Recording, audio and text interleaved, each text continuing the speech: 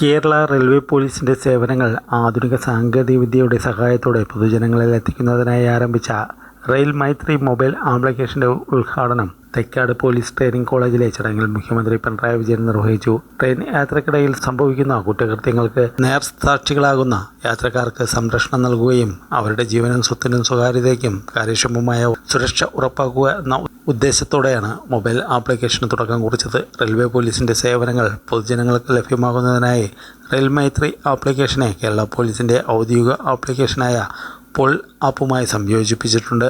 ആപ്പിൽ ആദ്യഘട്ടത്തിൽ ലഭിക്കുന്ന 5 സേവനങ്ങളാണ് ഒറ്റയ്ക്ക് യാത്ര ചെയ്യുന്നവർ. ട്രെയിനിൽ ഒറ്റയ്ക്ക് യാത്ര ചെയ്യുന്നവർക്ക് ഈ സേവനം പ്രയോജനപ്പെടുത്താം. ഇത്തരത്തിൽ സഹായം ആവശ്യപ്പെടുന്ന യാത്രക്കാരെ റെയിൽവേ പോലീസ് കൺട്രോൾ റൂമിലെ ഉദ്യോഗസ്ഥർ നേരിട്ടെത്തി കാണുകയും ആവശ്യമായ സുരക്ഷ ഉറപ്പാക്കുകയും ചെയ്യുന്നു. പ്ലാറ്റ്ഫോമിലെ കടകൾ. ട്രെയിനിൽ യാത്ര ചെയ്യുന്നവർക്ക് വിവിധ സ്റ്റേഷൻ പ്ലാറ്റ്ഫോമുകളിൽ പ്രവർത്തിക്കുന്ന ഭക്ഷണശാലകൾ, മറ്റ് ഷോപ്പുകൾ എന്നിവയുടെ വിവരം ഇതിലൂടെ ലഭ്യമാകുന്നു.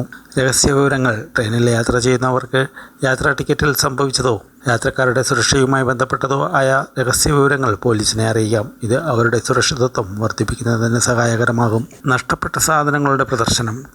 ട്രെയിനിൽ യാത്രക്കിടയിൽ നഷ്ടപ്പെട്ടതും ഇതിൽ പോലീസിൻ്റെ കൈവശം ലഭിച്ചതുമായ വിവിധ വസ്തുക്കളുടെ ഫോട്ടോകൾ ഈ സേവനത്തിലൂടെ പ്രദർശിപ്പിക്കും. ഇത്തരത്തിൽ പ്രദർശിപ്പിക്കുന്ന വസ്തുക്കളോടൊപ്പം അവ ലഭിച്ച സ്ഥലം, തീയതി, ട്രെയിൻ കൂടാതെ ഇപ്പോൾ പ്രസ്തുത വസ്തുക്കൾ എവിടെയാണ് സൂക്ഷിച്ചിരിക്കുന്നത് എന്ന വിവരങ്ങളും പ്രദർശിപ്പിക്കും. ഇത് നഷ്ടപ്പെട്ട വസ്തുക്കൾ യാത്രക്കാർക്ക് തിരികെ ലഭിക്കുന്നതിന് സഹായകരമാകും. സംഭവങ്ങൾ അറിയുക. ട്രെയിൻ യാത്രക്കിടയിൽ നടക്കുന്ന വിവിധ സംഭവങ്ങളെപ്പറ്റി യാത്രക്കാർക്ക് പോലീസിനെ ഈ സേവനത്തിലൂടെ അറിയിക്കാം. ട്രെയിനിൻ്റെ ഉൾവശം, പ്ലാറ്റ്ഫോം, ട്രാക്ക് തുടങ്ങിയ സ്ഥലങ്ങളിൽ നടക്കുന്ന സംഭവങ്ങളെപ്പറ്റി റിപ്പോർട്ട് ചെയ്യാനാകും.